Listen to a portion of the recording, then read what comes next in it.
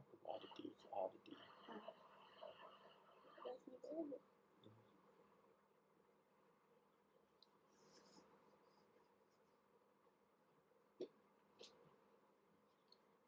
श्रीमद् भगवद गीता अध्याय 18 वक्रतुंड महाकाय सूर्यकोटि समप्रभ निर्विघ्नं कुरु मे देव सर्वकार्येषु सर्वदा।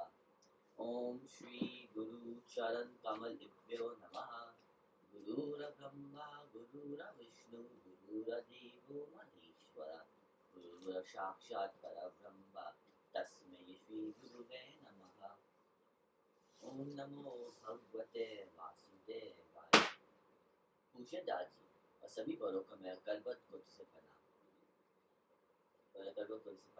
पिछले रविवार हम लोगों ने श्लोक संख्या 64 से श्लोक संख्या 71 तक पढ़ा। आज हम लोग श्लोक संख्या 72 से श्लोक संख्या 78 से 78 तक के श्लोकों विश्राम को पढ़ेंगे और समझेंगे। अध्याय 3 श्लोक 72। श्री भगवान वाच भगवान श्री कृष्ण कहते हैं कच्चित एतच्च ध्रुतं पार्थ त्वक्कलेन चेतसा कच्चित् अज्ञाना मोहा पंचदस्ते धनंजय। अर्थात हे अर्जुन, क्या तुमने इस ज्ञान को ध्यान पूर्वक और एकाग्र मन से सुना? क्या तुम्हारा अज्ञान और मोह का नाश हो गया है? इसे अगर सरल शब्दों में समझे तो भगवान श्री कृष्ण अर्जुन से पूछते हैं कि हे अर्जुन, क्या तुमने मेरी बातें ध्यान से सुनी? क्या तुम्हारा मन में जो मोह और भ्रम था वो अब समाप्त हो गया है? इसको हम लोग एक उदाहरण समझ सकते हैं। ऐसे एक शिक्षक अपने शिष्य से पूछता है कि क्या तुमने मेरी सभी शिक्षाओं को ठीक से सुना और समझा? क्या अब तुम्हारे मन में कोई संदेह नहीं बचा? ये भगवान का अर्जुन से यह सुनिश्चित करने का प्रयास है कि वह सब कुछ समझ चुके हैं। अध्याय 3 श्लोक 73। अर्जुन उवाच नष्टो मोहा स्मृतिर्लब्धा त्वत्प्रसादात् मया चित्य स्थितोऽस्मि गतः संदेहः करिष्य वचनं तव। अर्थात ये श्लोक अर्जुन ने कहा मेरी मोह माया नष्ट हो गई है और आपकी कृपा से मुझे स्मरण हो गया है। अब मैं स्थित प्रज्ञ हूँ और मेरे सभी संदेह समाप्त हो गए हैं और मैं आपके कहा अनुसार कार्य करूँगा। अगर इसे सरल शब्दों में समझे तो अर्जुन भगवान श्री कृष्ण को बताते हैं कि अब उसका सारा भ्रम खत्म हो गया है। उसे भगवान की कृपा से सब कुछ याद आ गया है और वह अब बिना किसी संदेह के उनके आदेश का पालन करेगा। इसको हम लोग एक उदाहरण समझ सकते हैं। मान लीजिए कि एक छात्र जो पहले असमंजस में था अब अपने शिक्षक के बातों को पूरी तरह से समझ गया है और पूरी निष्ठा के साथ कहता है अब मैं आपके निर्देशों का पालन करूंगा। अर्जुन भी अपनी दुविधा से मुक्त होकर भगवान श्री कृष्ण से मार्गदर्शन को स्वीकार करते हैं। अध्याय 3 श्लोक 74।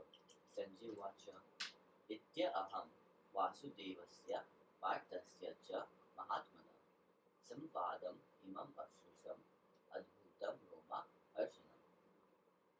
अर्थात संजय ने कहा इस प्रकार मैं वासुदेव और महात्मा अर्जुन के बीच अद्भुत संवाद को सुना जो रोमांचकारी और अत्यंत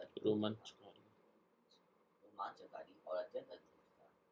इसे अगर सरल शब्दों में समझे तो संजय कहते हैं कि उसने भगवान श्री कृष्ण और अर्जुन के बीच को संवाद हुए और उसे सुना। वह संवाद इतना अद्भुत और गहराई से भरपूर था कि उसके सुनने से उसका मन रोमांचित हो गया। इसको हम लोग एक उदाहरण समझ सकते हैं। ऐसे कोई व्यक्ति किसी महान विचारक और उनके शिष्य के बीच हुई गहराई और ज्ञानवर्धक चर्चा को सुनकर प्रभावित होता है, उसी तरह संजय भी भगवान श्री कृष्ण और अर्जुन के बीच हुए संवाद से प्रेरित और रोमांचित होता है। अध्याय 18 श्लोक 75। श्री भगवान उवाच इसमें भगवान श्री कृष्ण कहते हैं व्यास प्रसादात् च्युतवान् एतद् भूयम् अहं परम् योगं युष्मारत् कृष्णात् साक्षात् प्रत्यतः स्वयं। श्री कृष्ण कहते हैं, व्यास जी की कृपा से मैं यह अत्यंत गुप्त योग और ज्ञान को सुना, जो स्वयं योगेश्वर भगवान श्री कृष्ण ने अर्जुन को प्रत्यक्ष रूप से बताया। इसे अगर सरल शब्दों में समझे तो संजय कहते हैं कि वह व्यास जी की कृपा से महान संवाद को सुनने में सक्षम हुए, जिससे स्वयं भगवान श्री कृष्ण ने अर्जुन को प्रत्यक्ष रूप से बताया। ये योग का परम ज्ञान है।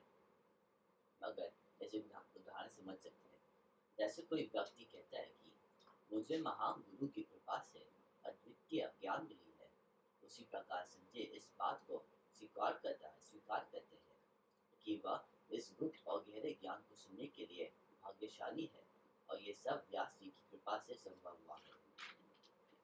अध्याय 18 श्लोक 76। श्री भगवान उवाच, भगवान श्री कृष्ण कहते हैं, राजन स्मृत्या संस्मृत्य संवादम मम अद्भुतम ईश्वरार्जुनयो पुण्यम यष्यामि च मुरु मुरु मुरु।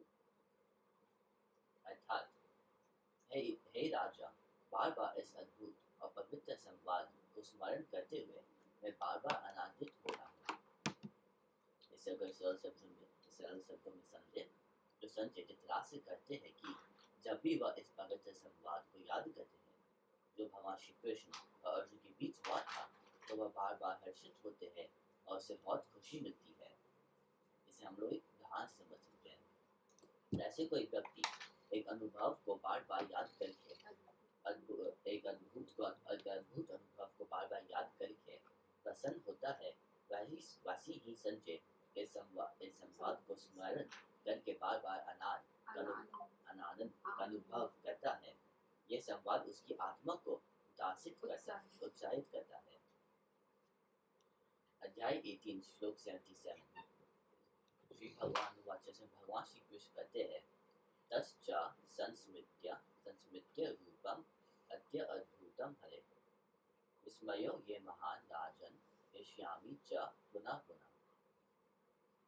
अर्थात और हे राजा, जब मैं बार बार भगवान श्री कृष्ण के उस दिव्य रूप को याद करता हूँ तो मैं विस्मय से भर जाता हूँ और मुझे फिर आनंद होता है।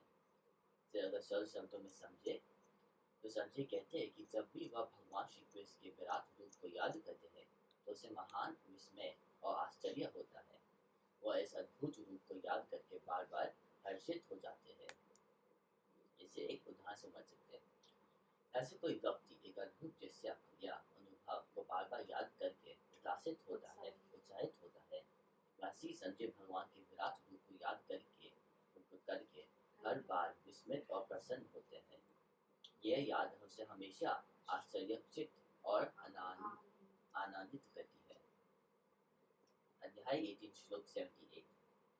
श्री भगवान उवाच, भगवान श्री कृष्ण कहते हैं, यत्र योगेश्वरा कृष्णो यत्र पार्थो दानोदरा तत्र श्री विजयो भूतिर ध्रुवा देतिर मतिर मामा।